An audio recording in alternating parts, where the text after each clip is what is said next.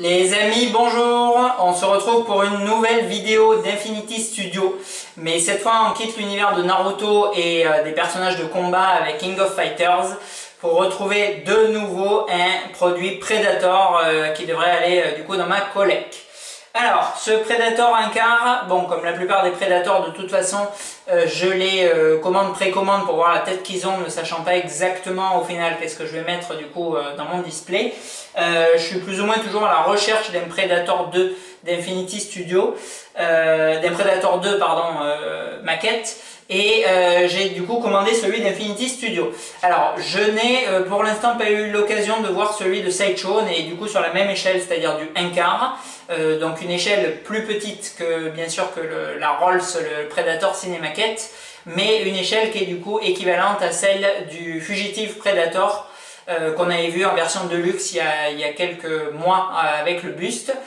Et du coup je pense que je vais m'orienter sur des statues 1/4, puisqu'il y aura bien sûr pas tous les Predators existants au 1/3. Alors j'ai du coup commandé le version Deluxe également de ce City Hunter, qui est fourni avec les deux têtes qu'on verra tout à l'heure et les deux bras interchangeables. Alors au point de vue des bras, on a ou la spire classique que moi je mettrai du coup en expo, ou le cuting disc. Alors en sachant que le cuting, il y a déjà un autre exemplaire qui est fourni pour accrocher à la cuisse comme dans le film, donc je trouve un petit peu dommage de placer ça du coup dans la main, puisque bien sûr la lance, ça donne énormément d'envergure et de dynamisme à la pièce, donc je trouve beaucoup plus intéressant, même si je vous la présenterai tout à l'heure, de mettre le cuting accroché à la cuisse et du coup la spire dans sa main. Au point de vue des têtes, comme sur la quasi-totalité des Predators, tout confondu en version de luxe, on a du coup bien sûr la tête masked et unmasked qui sont fournis. Ça dépend des Predators, c'est vraiment une question de préférence, de choix en fait. C'est vrai que le Anytime, je trouve que c'est vraiment bien d'avoir unmasqué, alors que inversement, le City Hunter, je trouve qu'il est vraiment masqué. Alors pourquoi? Parce que en fait, bien sûr, j'ai les images du film ancrées, et que le Anytime, il est, on le voit, la quasi-totalité du film invisible lorsqu'il a le masque, et lors de son affrontement contre Schwarzy, il garde le masque quelques minutes et après il est démasqué. Donc pour moi, le Predator, en plus, bon, le Cinemaquette, il n'y a pas la possibilité d'interchanger la tête, contrairement à ce que proposera Prime One. Donc pour moi, c'est clair et net que le Anytime, il doit être du coup démasqué, alors que le City Hunter, lui, on le voit, il sera invisible qu'une partie du film, on le voit du coup matérialiser une bonne partie du long métrage, et il a du coup le masque, il se démasque vraiment à la fin. Donc je trouve la tête masquée du coup plus pertinente, mais encore une fois, c'est un choix. Alors, ce Predator d'Infinity Studio, Infinity Studio, on les a vus du coup, c'est la 4e vidéo de produits de leur part qu'on voit ensemble. Les Naruto, ils étaient vraiment top. Le Kyo Kusanagi là, de King of Fighters, il était impressionnant, je ne m'attendais pas du tout à ce qu'il soit aussi beau. Et là, on a du coup la version Deluxe du Predator City Hunter.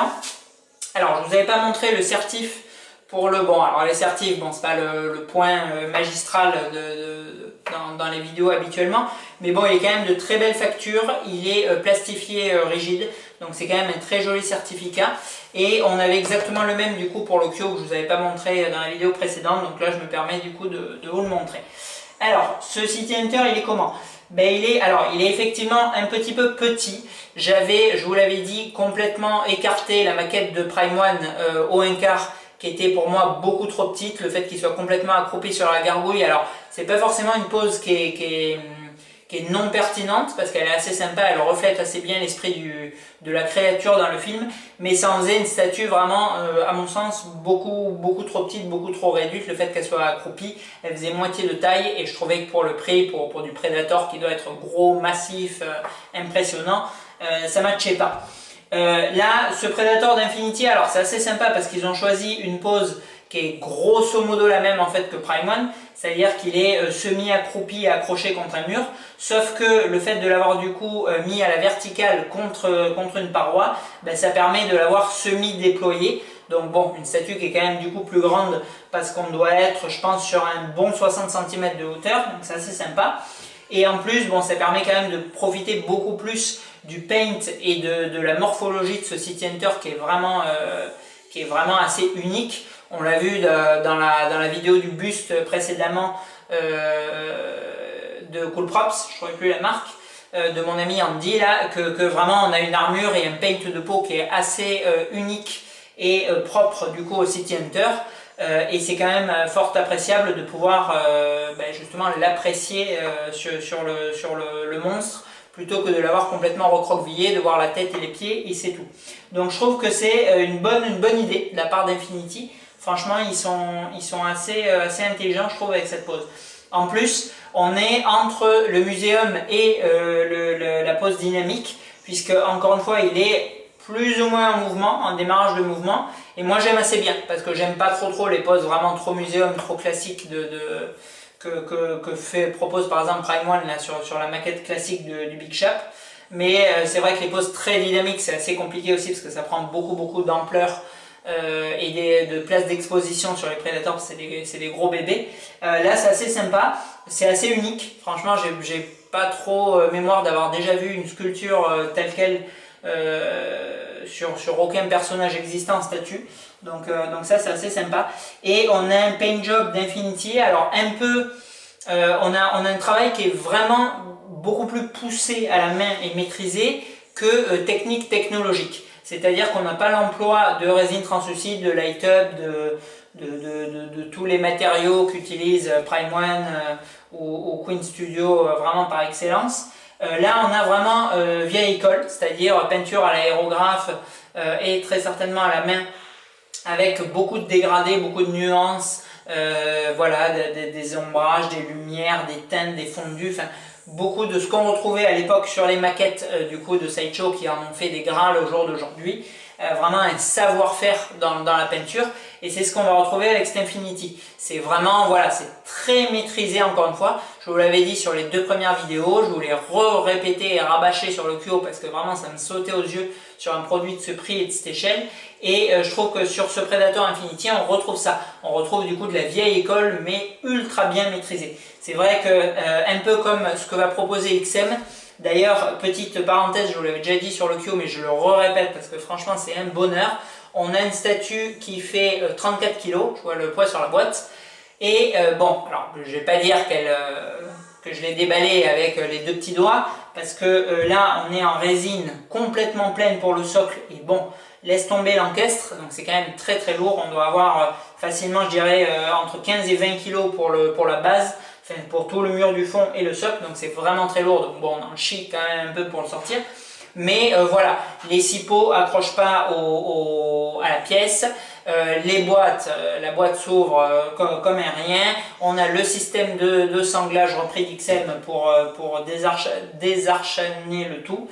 Voilà, tout coulisse, tout. Et franchement, c'est un plaisir. C'est un plaisir parce que là, on est sur une statue, je crois, aux alentours de 1300-1500 € en version de luxe en prix public.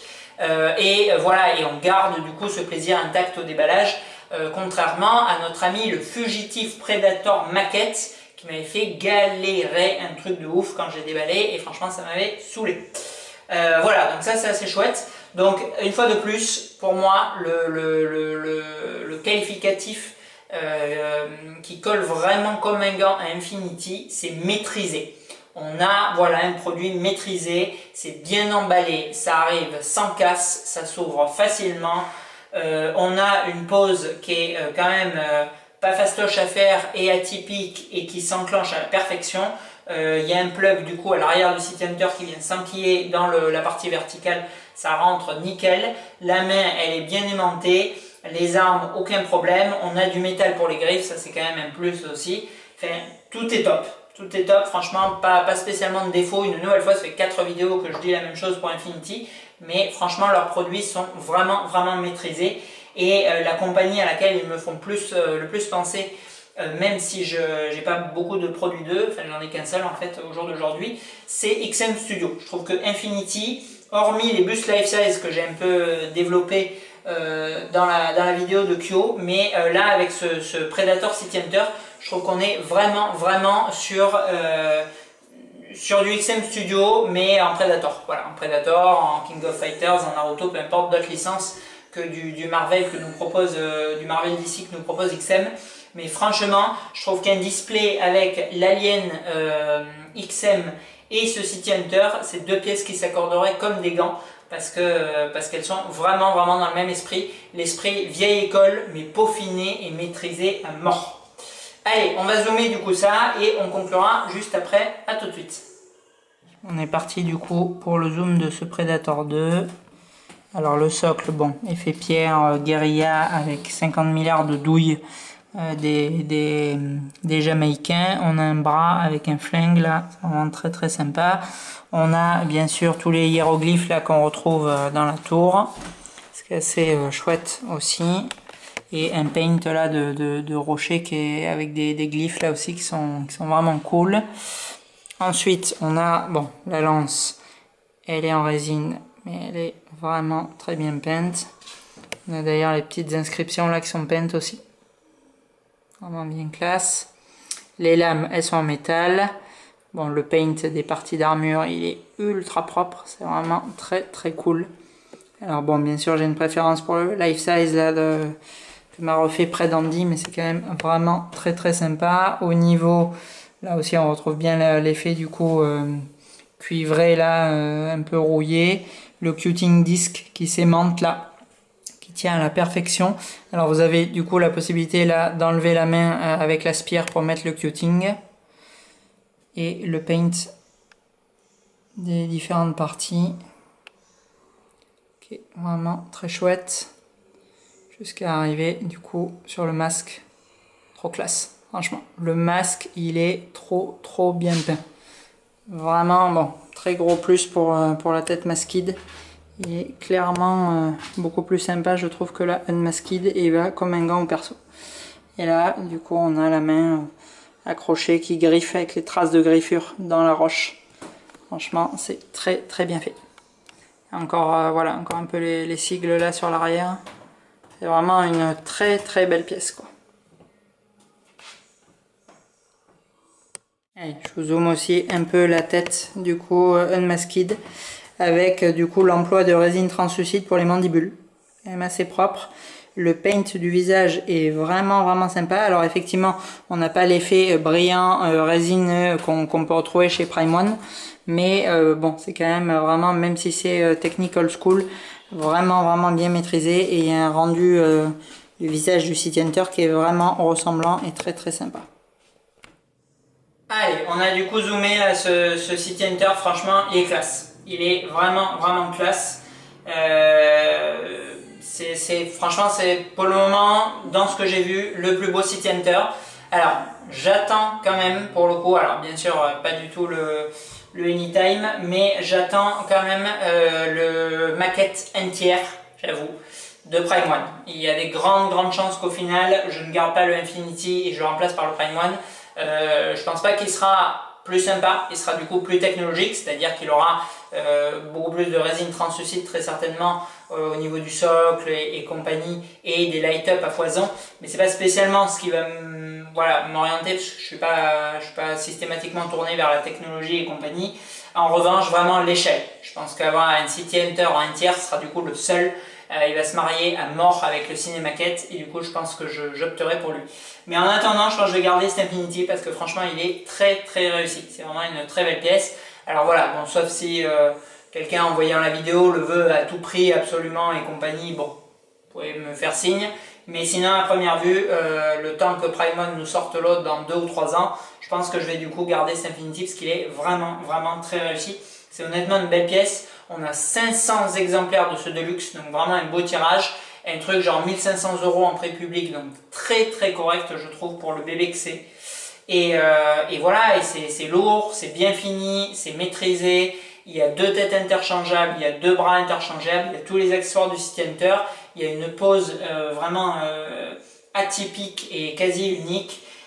Voilà, pour le tarot, c'est très correct. Franchement, Infinity, autant je trouve qu'ils partent vraiment en live de mon point de vue sur les bustes à 4-5K, autant là vraiment sur les produits de ce prix, chapeau, encore un beau produit Infinity. Allez, sur ce, on se retrouve dans la vidéo suivante avec une masterpiece récupérée chez mon ami Vega. Un grand merci à lui, et voilà, vraiment grosse vidéo là pour la suivante. À bientôt.